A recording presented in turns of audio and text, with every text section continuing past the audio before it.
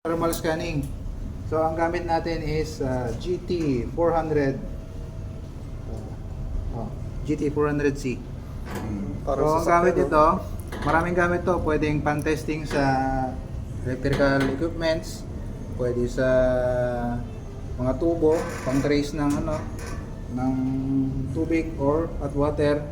Pwede rin sa pwede rin to sa mga may leak. Kunyari may leak ng hot water, pwede mong i-trace to kung saan yung source.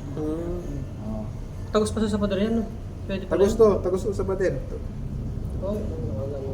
Pwede rin yan sa mga motor kasi thermal scanning na. Alam mo kung kahit motor, electrical, Tagos sa pala sa tubig, sa tao, pwede rin sa tao. COVID ka ba? Kumalagnat. Thermal scanning. Oo.